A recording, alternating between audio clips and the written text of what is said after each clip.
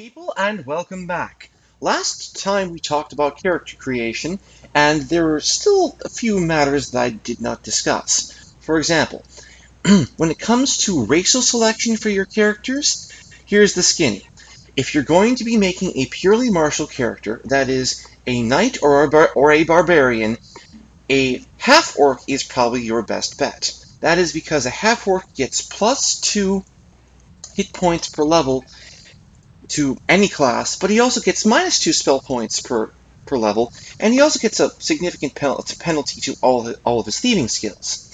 In contrast, a human gets no bonuses or penalties to hit points or spell points or thieving skills. An elf gets a significant bonus to his thieving skills and gets +2 spell points per level if he's doing an arcane class. For example, if he is a samurai or an archer, or he's a wizard or a sorcerer.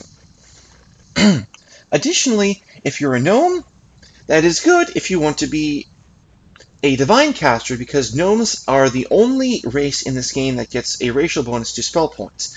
+1 spell point per level, but they also get -1 hit point per level. This is, in terms of divine casters, it's a matter of whether you want to be human for the extra hit points or be a gnome for the extra spell points. Either works. Also, one significant downside of these guys, the elves, is that they get -2 hit points per level, but because they're in their respective classes where they're going to be awesome, then these fewer hit points should not matter as much. In addition, don't worry, don't adjust your screens, people. If you're going to start a new game, let me just show you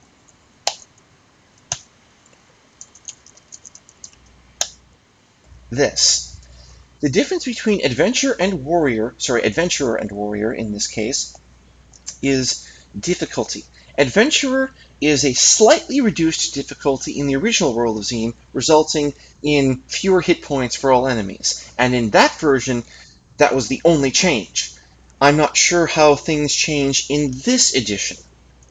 Most likely things have not changed that much, meaning a warrior game will be facing enemies with more hit points than an adventurer game, and that's about it. When it comes to party creation, this is the default party. I normally have run with them, and I have completed the base game with them. This is in contrast to the party I made for this scenario to commemorate the anniversary of the D&D campaign, which is made entirely of custom characters, and this is the first time I'm running with so many custom characters in a World of Xeen party.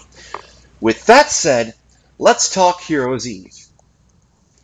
Heroes' Eve in the D&D campaign was meant to be a celebration of King Burlock's son, Prince Roland, conquering forces from the dark side that had invaded the light side, gargoyles specifically, among other threats. In the D&D campaign, Heroes' Eve meant that revelers from around the countryside packed Vertigo to its limits, and as such, there was a big issue over where to find space. In this case, in the D&D campaign, the heroes were enlisted by Mayor Gunther, and we'll see him in a little bit, to check out the warehouse district because Mayor Gunther had hired an exterminator to clear out the place, but apparently this extermination job was never finished, and Mayor Gunther wanted to know why. Therefore, he tasks the party members to go there and clear the place out, report back to him, and they will get their pay and some sort of recognition. What they found in the D&D campaign, I'll tell you after we clear out this place. So, welcome to the playing part of the World of Xeen. Welcome to Vertigo. Sadly, most of the population has left because the town is infested with pests. A couple years ago, I hired Joe the Exterminator to rid the town of this menace, but the problem seems to be getting worse. Perhaps you could help. Well, yes. Yes, I could. Is there money involved? Please help clean up our beautiful town. This is a warning from now until the rest of my videos. If I mispronounce something, if I mispronounce something, so be it. If I say something that has pretty much the same meaning, but is not exactly what the text or the NPC says, so be it. I might correct myself anyway. And now, on with the game. Here's a little tip. If you go to one of these trees, or all of these trees in Vertigo and push space, have someone search, you'll get some money. It's not that much, but I'll take whatever it is that they give me. It's probably D10 gold, or that means a random number between 1 and 10 gold pieces.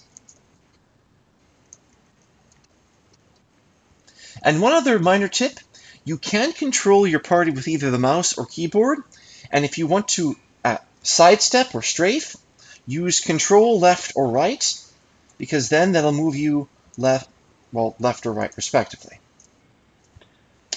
Let's open this up and get her going.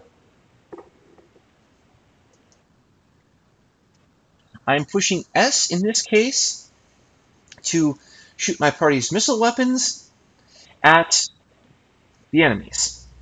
In this case, I'm just pushing C to bring up the cast menu, selecting the spell that's currently active, and then casting it. If I want to change what spell they cast, push the C button. Check out the new, which is N. It'll show you the entire spell list of spells that this character knows, even if they don't have the spell points or the gems to cast them at present.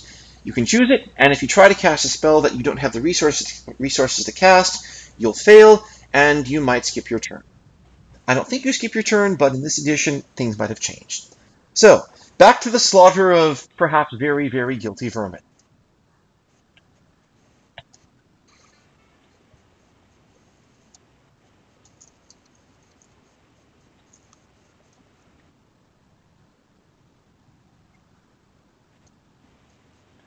Note at the top right that there are 3 creatures in this fight. One is red. Sorry, one's name is red, one's name is yellow, and one's name is green. If I push 1, 2, and 3, that corresponds to selecting creature 1, 2, or 3 respectively. Creature 1 has approximately 10% of its HP, no more than 10% of its HP. Creature 3 has at least 90% of its HP, and creature 2 has somewhere in between. This gives you an idea on how hurt a specific creature is, and in any fight in the World of Xeen game, you cannot be actively fighting more than 3 creatures at a time. Whether they be the same type of creature, such as a doom bug, or whether they be different types of creatures, such as a robber, a knight, and a sorceress.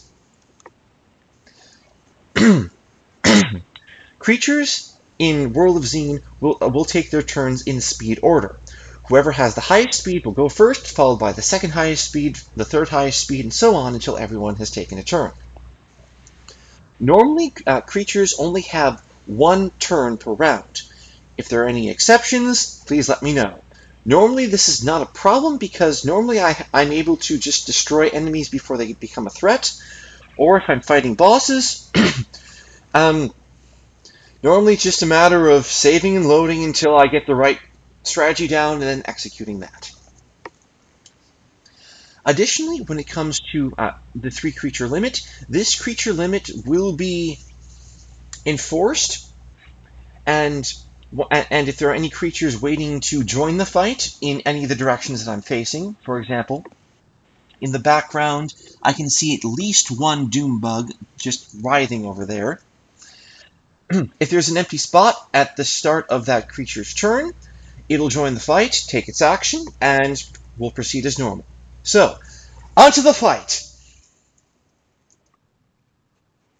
That was easy.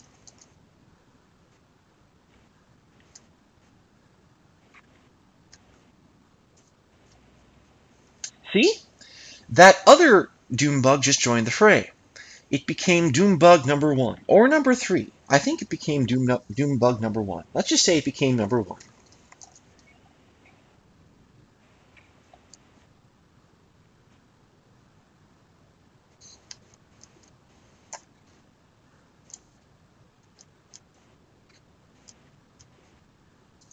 Go, go, casters! You are winning this fight! And after that, we save, we check the trash, we found a buckler, which is also trash. When it comes to various items that drop, the material that something is made of will have a name. For example, glass, obsidian, gold, platinum, steel, that sort of thing.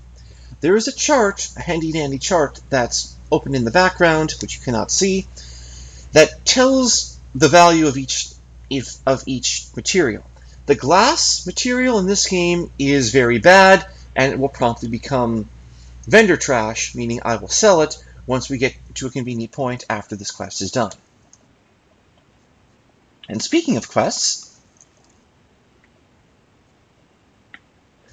this is our current quest log. I said it would automatically update last video, and now it is. It says, read Vertigo of the Plague of Pests and report to Mayor Gunther. This says his contact point is in the town of Vertigo. It doesn't say it's on the light side specifically in this list, but it does say in Clouds of Xeen, so that means the light side. And he is at spot 14.5. So position, X position 14, Y position 5. Just check your map. He's in the tent. Face him. Face the opening flap, and then push the spacebar.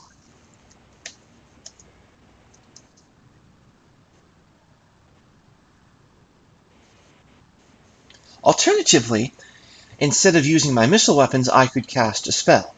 Because I'm casting the magic arrow spell, things look pretty much like they did if I were to just shoot my crossbows and other ranged weapons, except that I only fire one projectile instead of two this time.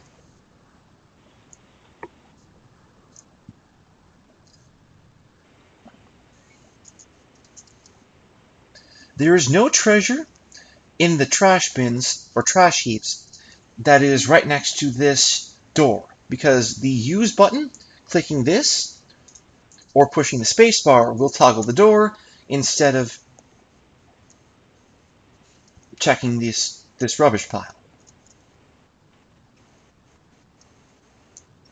Let battle be joined!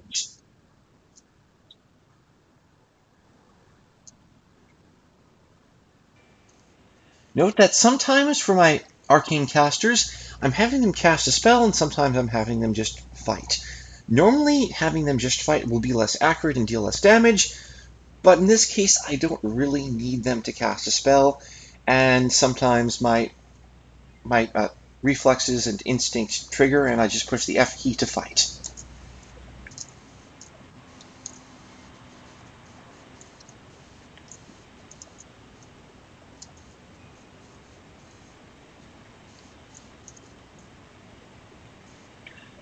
My apologies. If you're facing the door, then opening and closing the door will take precedence. If you're not facing the door, then this other object will take precedence.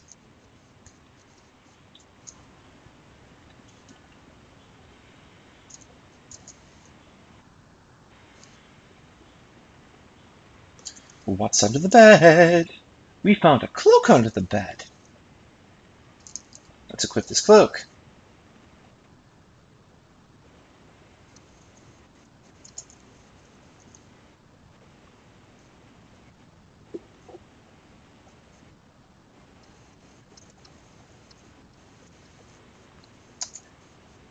I was just here.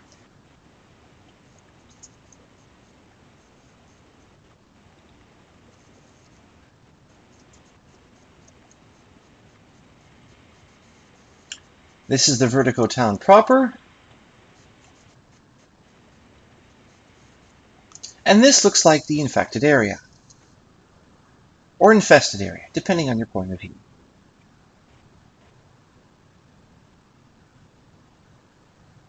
Whee! Senseless violence, or maybe very sensible violence.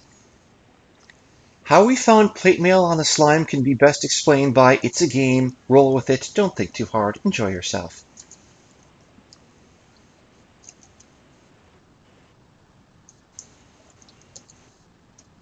As for who actually gets to find a certain item after a battle, it might be a matter of who dealt the last blow or who has the first inventory space of that type available.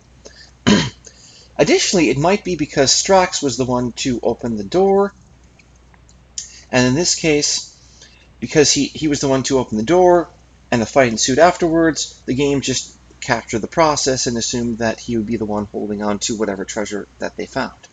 Time to change armors and equip this plate mail.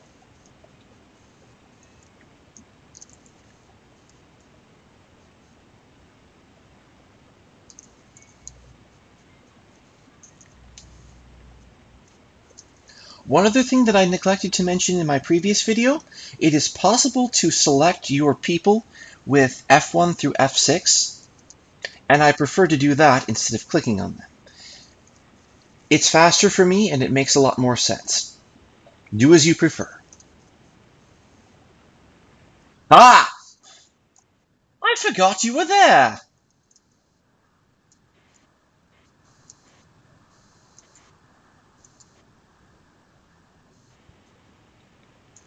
You might actually be a threat.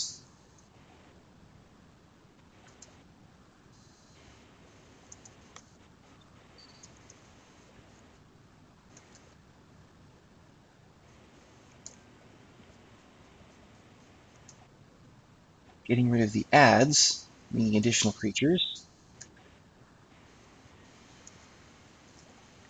Who needs health the most? Vel needs health the most. She only has 2 HP.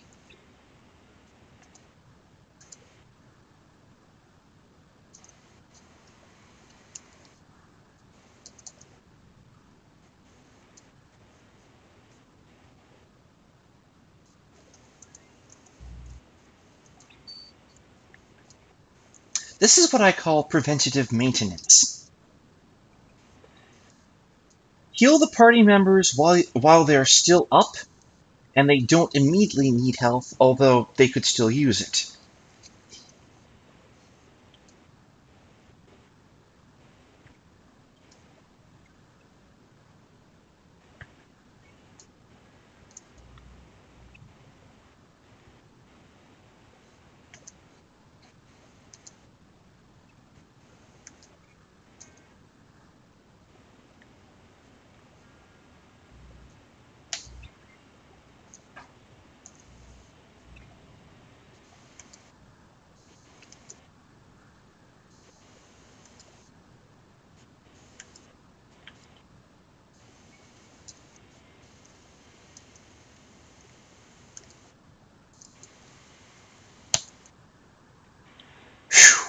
And that is our first mini-boss fight.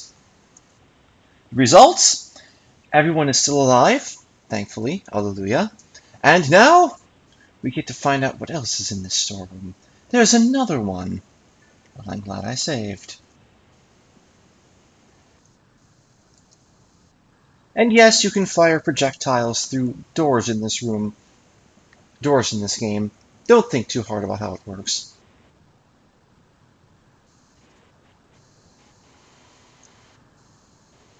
Or can we?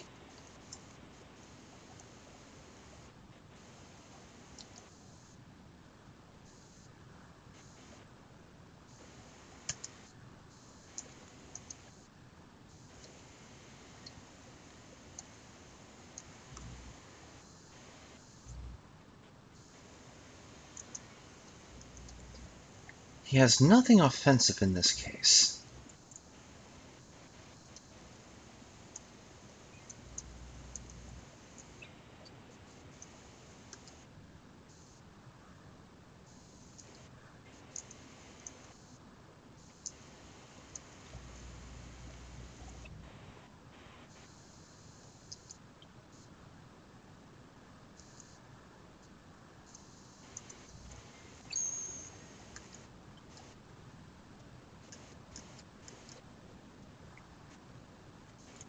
Randomness matters a lot in this game. If you roll well, you're able to get through this section or any section of the game with a minimum of hurt. If the rolls are against you, then you'll be expending a lot more resources. Come on, Nasulik. Tank like a champion. Or a berserker. Either works. And Vel's at 1 HP.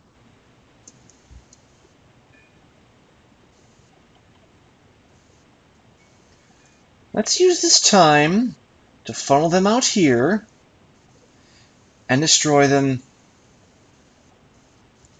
with a little trick.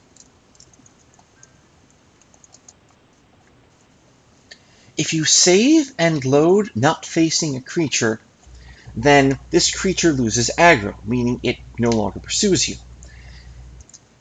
If you use this opportunity to get out of the way, the creatures will still be where they were, but they won't be pursuing you.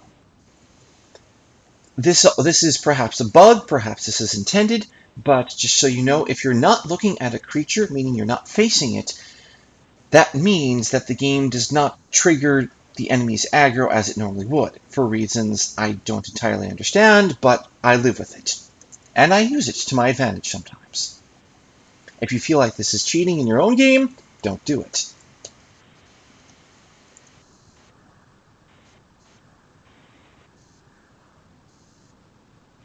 And apparently we've taken so long on Heroes Eve that the sun has come up. It is now 5:01 a.m., and yes, sunrise just happened at 5 o'clock in the morning, as I mentioned last time.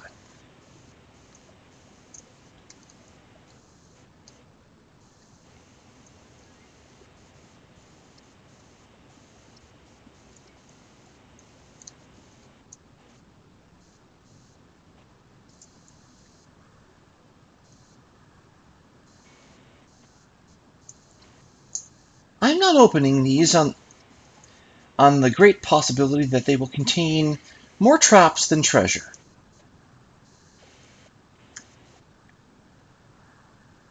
Auto attack for the win!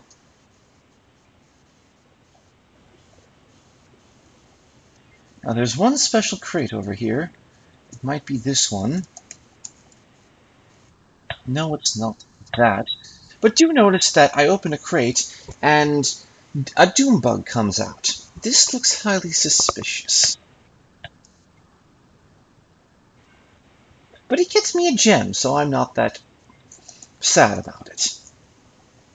Inside the crate, you find a piece of paper that reads, Breeder Slimes, 1 mated pair, 287. 5 doom bugs at 145 each, 725, for a total of 1,012 gold. It appears that Joe has been buying monsters and distributing them throughout town. Mayor Gunther will want to hear about this.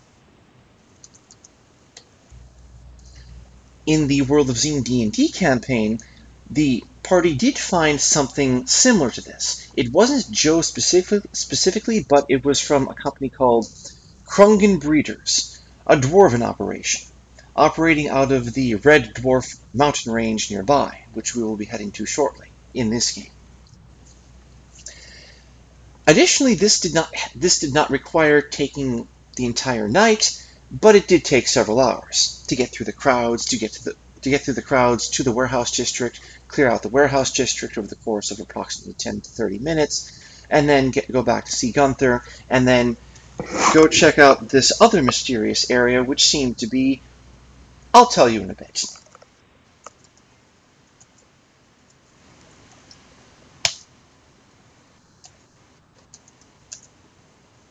Normally I would rest after each fight, but to keep things in the spirit of running Heroes Eve as it was intended by my D&D campaign, I purposely set the game to run at night for this introductory scenario, and I did not rest until it was absolutely necessary to do so according to my standards.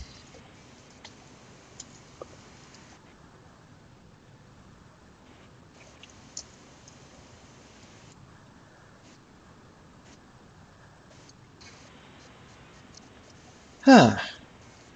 Now I'm finding more doom bugs than I could safely stick in a single crate. And now I found a saber. Interesting.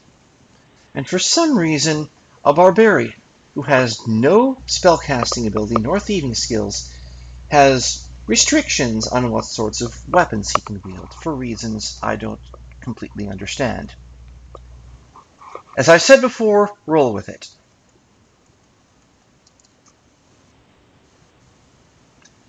How do I know that the saber is better than the dagger? I memorized the stats. Oslick found gauntlets.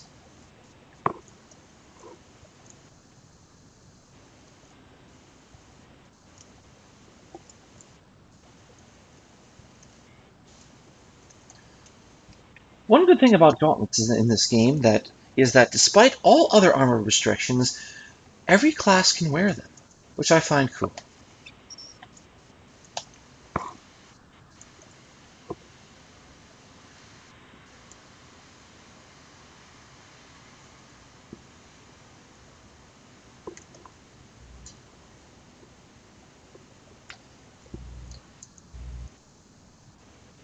There is one additional danger of using the keyboard for just switching items among party members. You might actually give away someone's pants. Sorry, you might actually give away someone's equipped item instead of what you're actually trying to give away. Characters don't technically equip pants in this game. It's just assumed.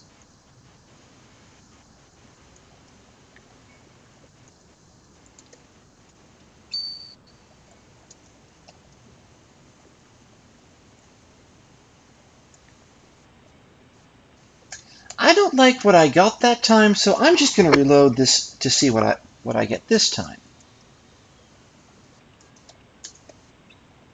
Note that none of the items here are enchanted.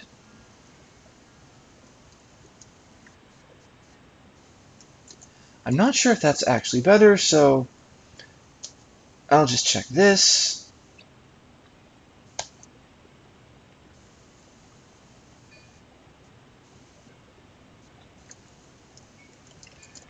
One thing that I do miss from more recent games is items actually telling you their full stats when you mouse over them or highlight them, and you don't have to consult an external document or get something identified just to know its stats. I'll take this cap and wear it proudly. Oh, body knock!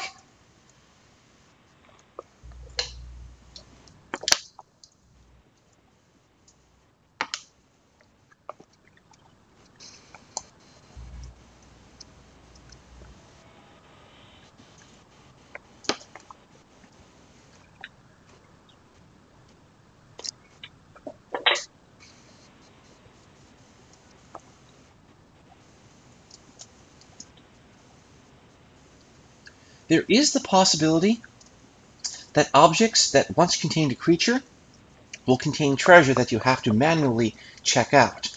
For example, if there were, say, a treasure chest that had a creature inside, you may have to manually search it using the spacebar to get the treasure inside. Normally, this is not the case.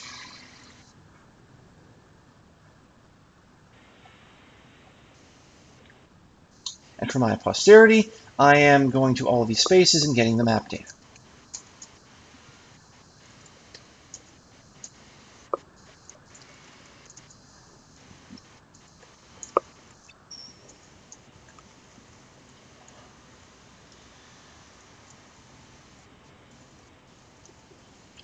Don't worry about the equipment of my magical party members. They'll get their supplies soon enough.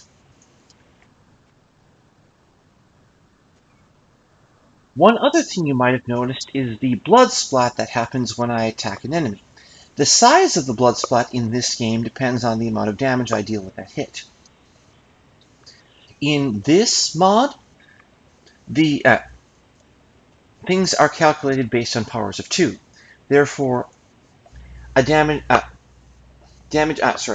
increment of 9 through 16 will be larger than a damage increment of something smaller.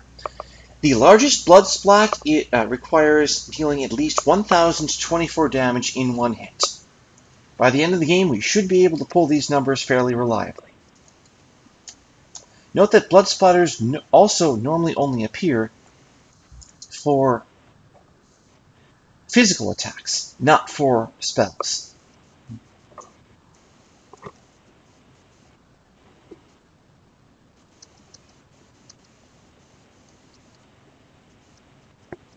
It's good to get the map data.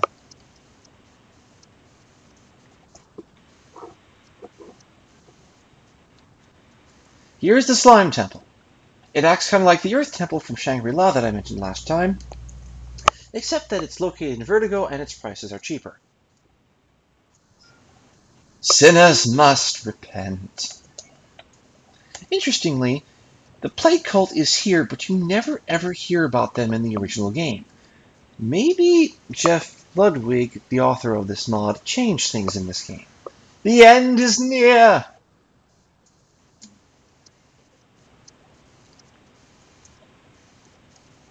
The plague is upon us. I disagree. Where's the plague? Where is this evidence of this plague of which you speak?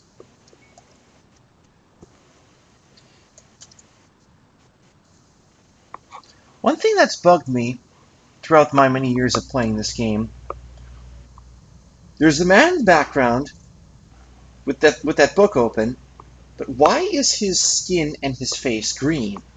Is he someone that they could not cure? Is he a zombie? Is he some sort of race that we don't know about?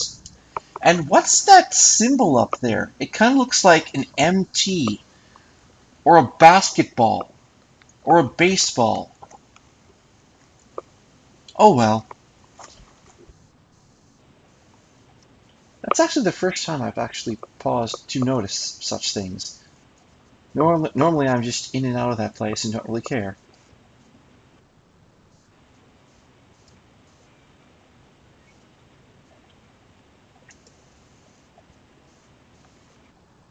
And now, our lovely Joe the Exterminator can no longer be exterminating anything around here, because he's been run out of business, even though I haven't actually reported back to the mayor, and I have never actually talked to him in this game. But now I see a sign hanging on the side of the desk that reads, "Out of business." Milo's Maps, just in case I want to learn cartography for someone, but I already know that because I have 2 wizards in the party. An update from my postulation from last video as to why wizards start with the cartography skill. Perhaps they're the only character class in this game that can actually read and write. Well, if they keep a spell book, it's possible. And I think I rated this section of trees.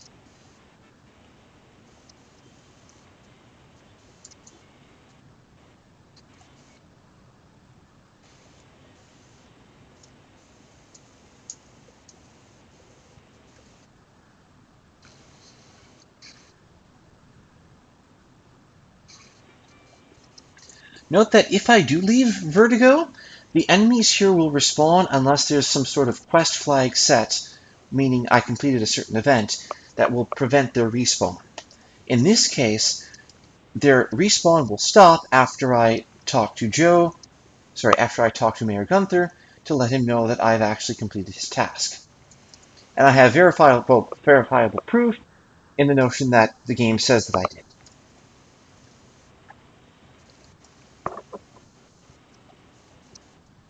Oh no, it's a slime that happened to have a bunch of studded jerkin that just popped into my inventory. So, Mass Effect 2 was not the first RPG, or Mass Effect 1 perhaps, that made items from enemies just appear in your inventory, even if you killed them from quite a distance. It's a poleaxe.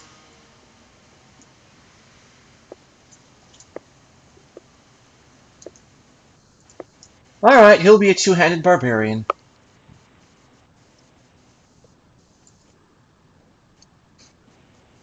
Ah! I honestly admit I did not see that one coming. And this will help keep Benzero up. Who needs health the most? Body knock at 2 HP.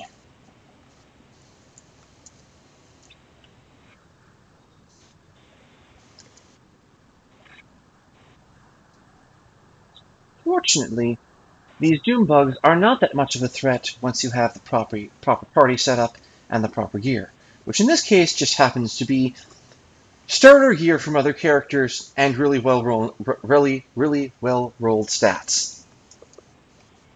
So, hallelujah.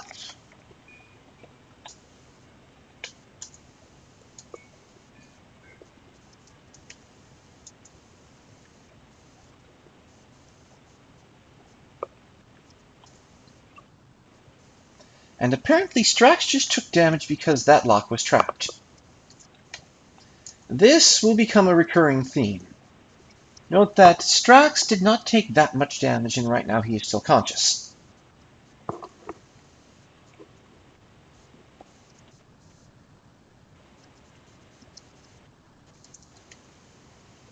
And for those of you wondering, am I not going to heal these people? Oh yes, I will heal these people. And now it's evening again.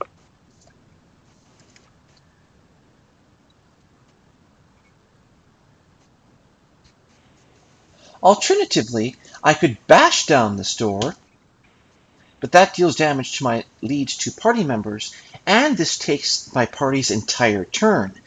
This also means that the enemies would get the first attack.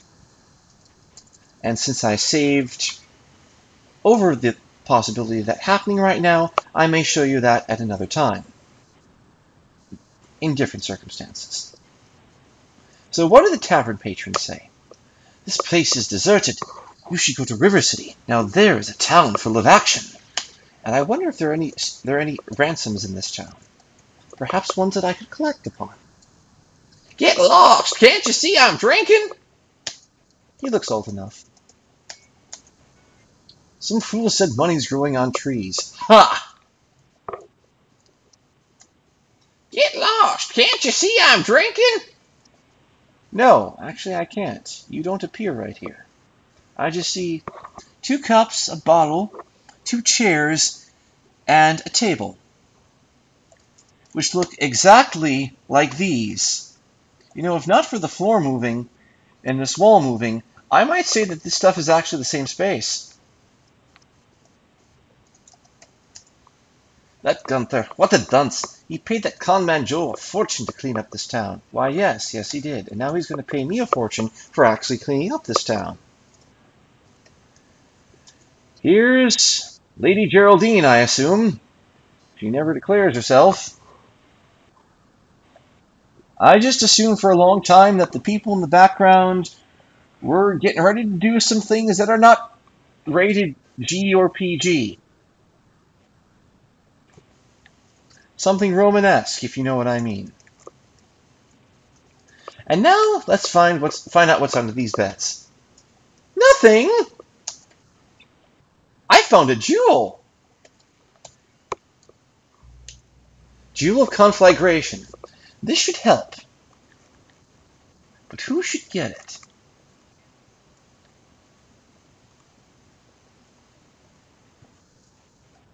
I believe this casts Fireball. And even if it doesn't cast Fireball, it casts some sort of fire spell. breeds them in the warehouse! And just imagine the hiccups.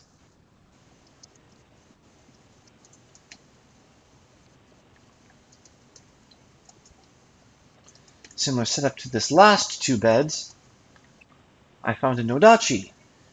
I wonder if this is like a dachi, but not. I don't actually know if that's better. What I know is better is having some sort of armor for my other party members when they need it.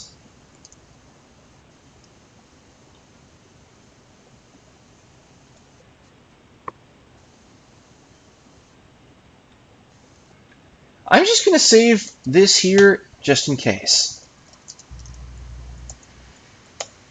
Note to self, print out equipment stat list.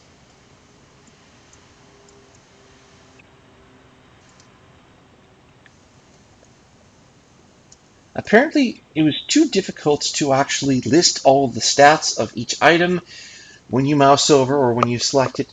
And apparently there is no room for, what does this thing do? on this inventory screen. So you can technically identify the stuff in game, but it costs money. And who wants to pay that? Whistle of Sparking. So this will cast sparks a certain number of times per day. Or sorry, certain number of times total. Let's give this one to Benzero so that he can do some spell magical electricity damage.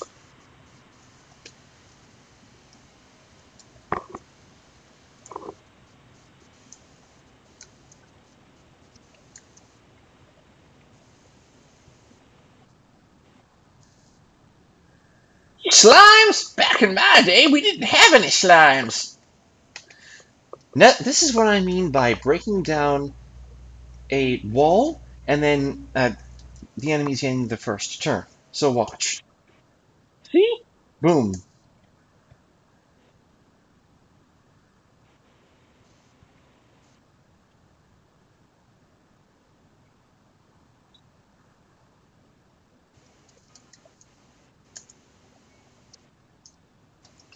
I've heard that people get experience points by unlocking doors instead of just bashing them down, meaning I will normally unlock doors, but I did that for demonstration purposes. I could have reloaded, but I didn't think of it in time. And yes, resting after each fight is a very legitimate and somewhat encouraged tactic, considering that you can either spend a lot of time healing your party members one by one, which costs spell points, or you can just have everyone rested to full and have HP MP restored.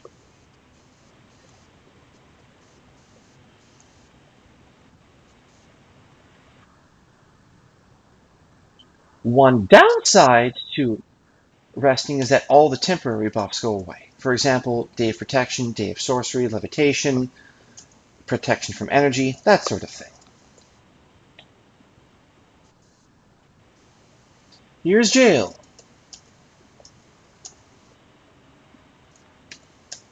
And this is the guy who could teach thievery. Psst! Anytime I like, I can leave this jail. 30 grand. You give me practitioner of skullduggery, I make you. What do you say? I say you're asking way too much for something I don't entirely need. Are you sure you aren't Joe in disguise?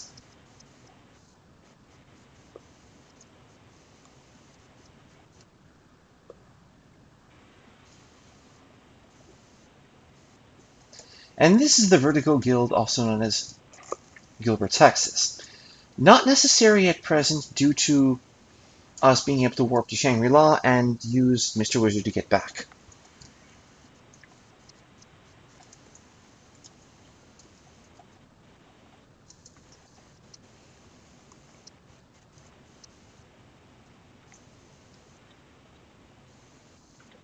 The reason that money is available on trees is because of the old adage that money does not grow on trees.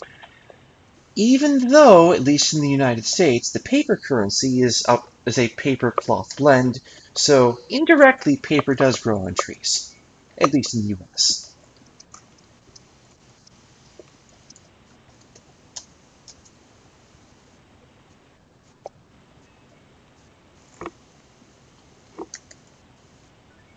Whee!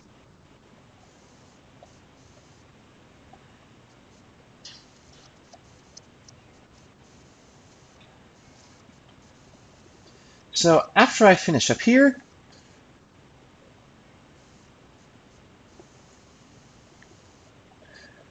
instead we shall just head to Mayor Gunther and have him proclaim us heroes. Thank you for cleaning up Vertigo and discovering Joe's treachery. Now it makes sense why the extermination of the pest was taking so long. This town isn't that big, and you hired him years ago, 2 years ago, and he still didn't make any notable progress. If this is the state the town is in today, and it only took me in game time approximately 2 days to clean up that mess, what was your situation like before? Alright, anyway. Back to you, Gunther. I present you with the Outstanding Citizenship Award and this treasure. Congratulations! Oh, and one more thing. I have received a message from the dwarves who reside in the Red Dwarf Range. They have urgently requested help and promised great reward to whoever is brave enough to come. Apparently their mines have been invaded by the Mad Dwarf clan, preventing them from mining. Help them and report back. For current and future reference, if ever I speak a character's voice inconsistently, I apologize. I don't plan to go back and correct it. So, a winner is us! We get 1,000 experience points each, 5,000 gold to the party, and 4,000 gold to the party and 50 gems. Now seems like a very good time to turn around and kill that slime that just appeared for no apparent good reason. Let's also check out these. These have use in this game. These are display cases. They're effectively treasure chests, which will penalize you if you don't have someone with high enough thievery to activate them.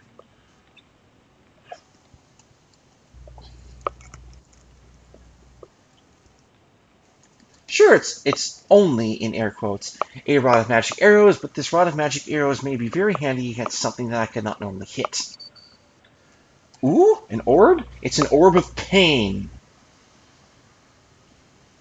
I again wonder why why such a thing would exist, but don't question your fortune, roll with it.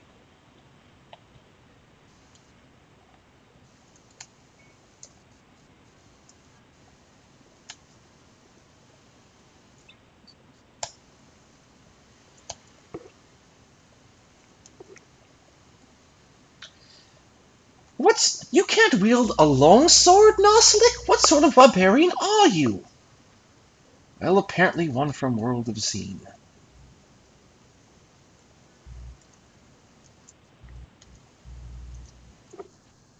And yes, you do have to remove an item before you equip an item in the same slot.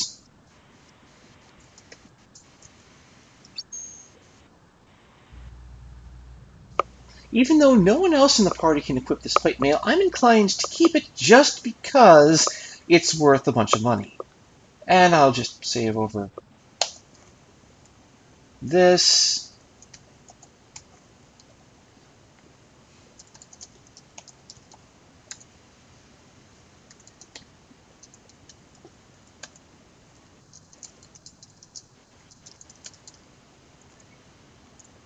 It should say Joe evicted, Gunther elected, or re-elected. Just not enough space.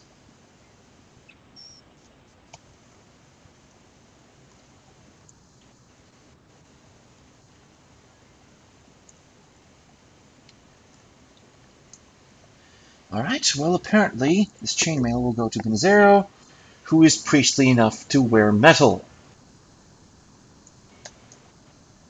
Who is priestly enough to wear metal.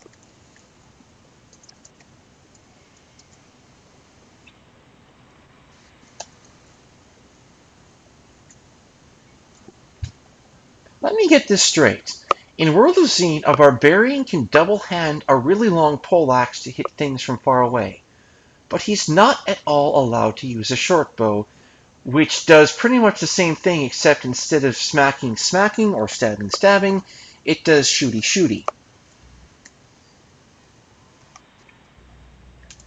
I will simply roll with it and check out Norman, because this is Norman's Ironworks.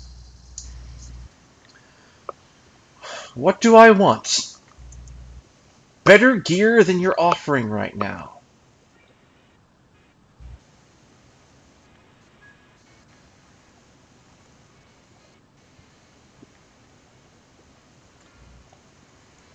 This orb of power curing does look tempting, however, let me go train first. We have still approximately 6 days before this guy's or anyone's inventory changes. I thought I killed you yesterday. And imaginary bonus points for anyone who can spot the reference to that. Or what that reference is, rather. And here are some more display cases. Strax found a whistle. Sure.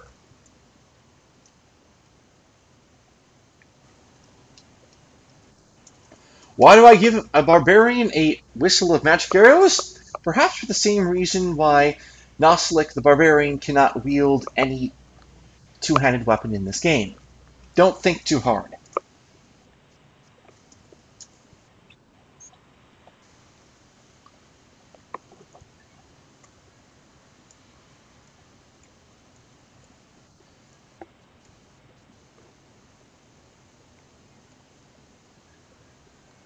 I'm not actually sure which is better, but let me see if...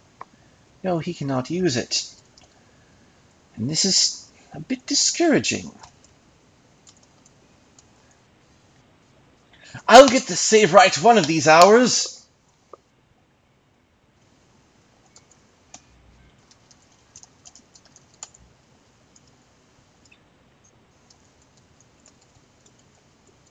Yes, my instinct is to reload the first save, because I just do that. Come on, something better. Within 3 tries.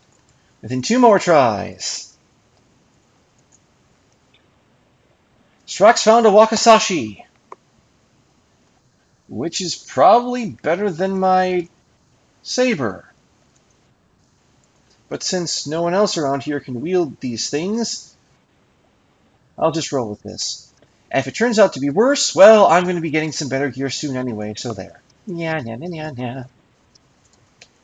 This is training. Once you have enough experience points, you can go to a trainer who is able to increase your level. In the original world of Xeen, trainers had a certain level limit, meaning, for example, this guy could not train you past, say, level 5 or 10. I'm not sure what the level caps are for trainers in this mod, but we'll find out as time goes on, or not.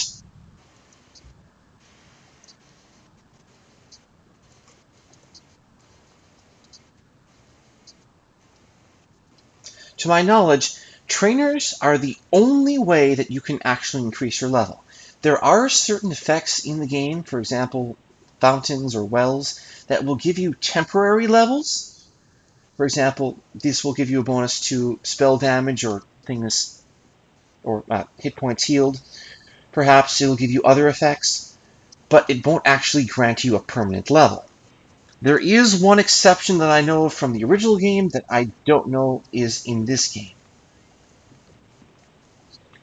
My bank account has nothing, but soon that probably won't matter. Probably, I say. Probably.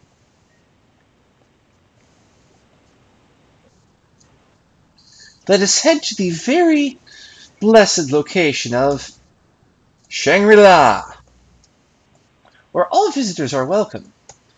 And then they promptly head to the public library, once they can find the right door.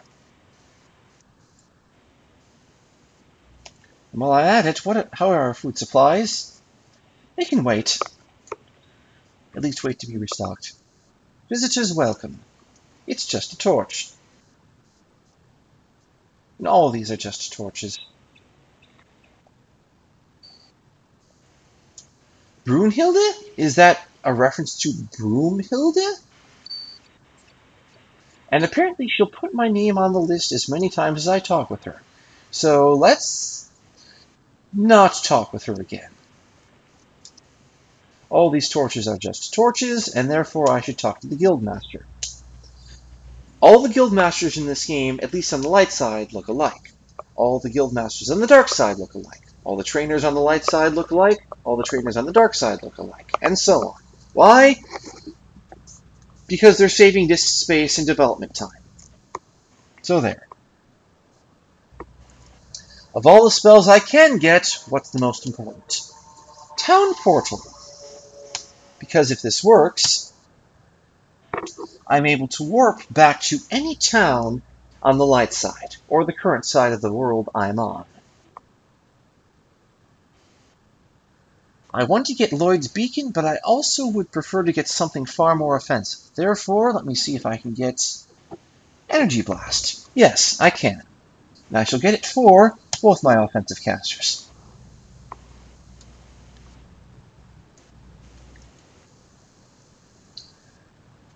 When it comes to healing a lot of damage and curing a bunch of conditions, it's very good to have a full-time priest. In terms of money, I don't have that much just yet, so let me just stock up on the most important items.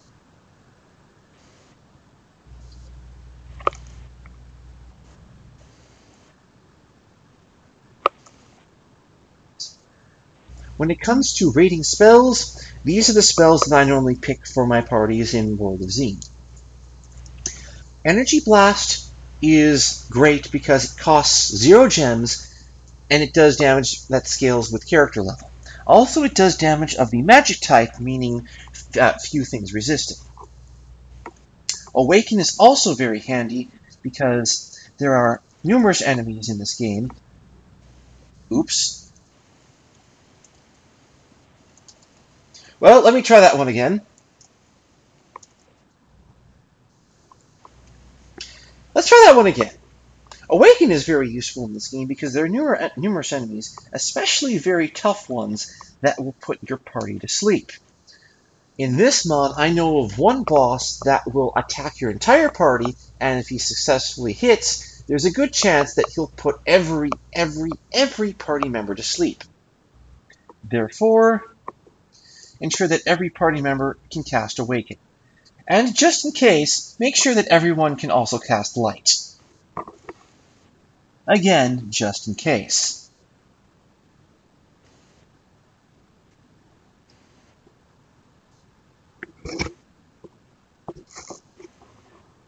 Apparently everyone around here knows Light. Oh, I need to get Teleport. So, this is, take 3 on my spell evaluations for this game. The best spells in terms of offensive capabilities, at least in the base World of Xeen, are Energy Blast because it does scaling damage of the magic type and it does not require gems.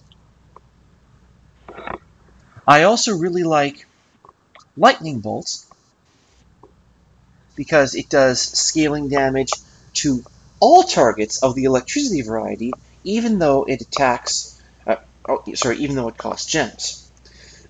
Lightning Bolt can hit all 3 enemies in a square at a time. Very useful. Fireball does more base damage. Fireball does 5 to 9 damage per character level, but it does damage of the fire type, which is more commonly resisted, at least in the base game. Implosion is perhaps the best offensive spell for wizards. Unless you get to very high levels, when Lightning Bolt or in this game Toxic Cloud will do actually more damage than Implosion. Implosion is single target. It costs in this mod 150 spell points and perhaps a bunch of gems, but if it hits, it does 1,000 energy damage to one target. This is a lot. This is enough to one-shot some very tough creatures if they don't save. As I mentioned in my previous video, a creature that saves against a spell or an attack will take less than full damage. Whether a creature saves is determined by that creature's luck stat.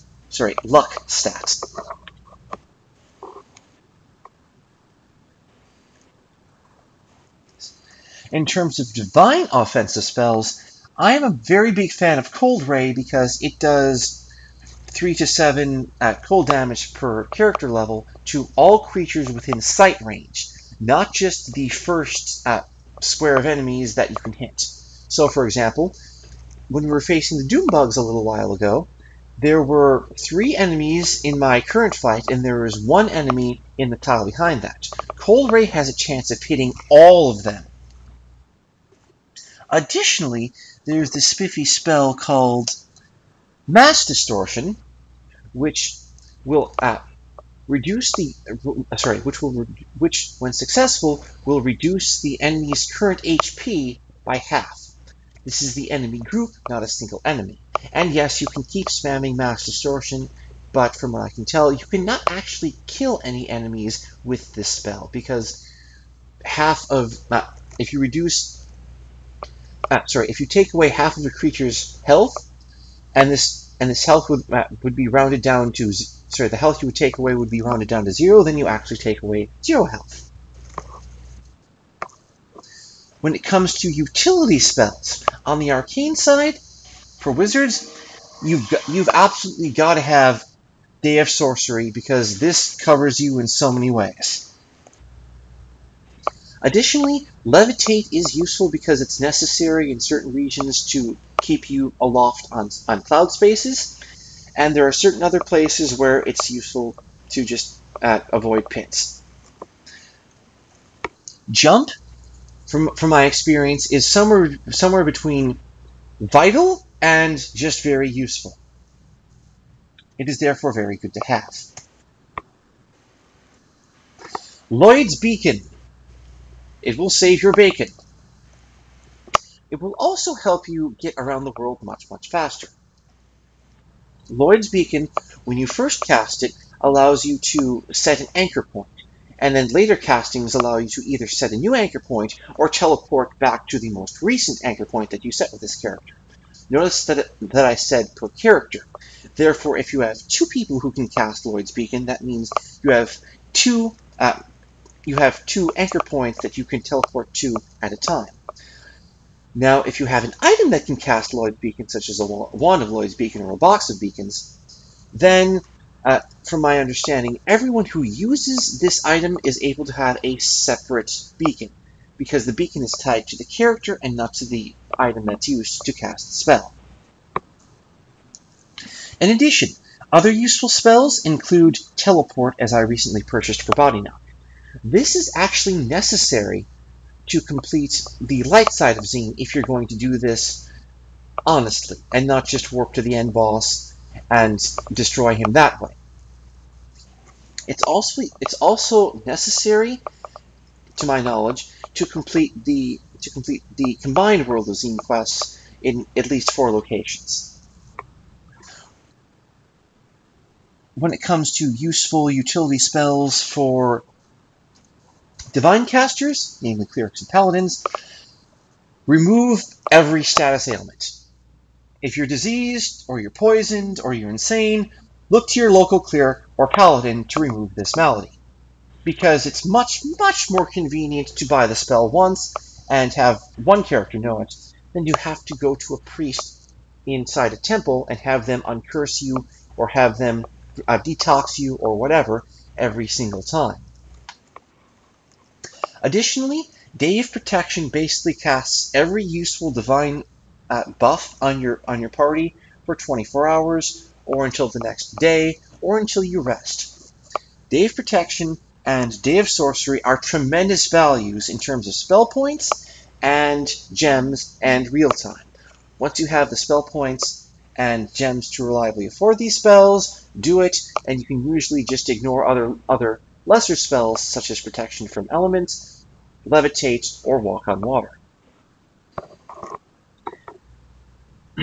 I also really like the Town Portal spell in this game for priests because, kind of like in the Diablo series, it allows you to get to town really, really fast.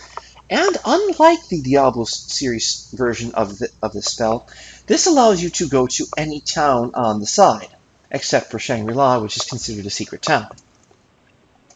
Therefore, if I cast Town Portal, for which I have exactly enough spell points, I'm able to go to any of these towns at present. And because I'm feeling like it right now, I will just go to Vertigo, and we'll be set in terms of shopping for the moment. And that will conclude this video's adventures. Next time, I'll tell you more of what happened in the D&D campaign regarding what the parties found for their warehouse district, and we'll continue our adventures in the world of Xeen. Good night, and God bless.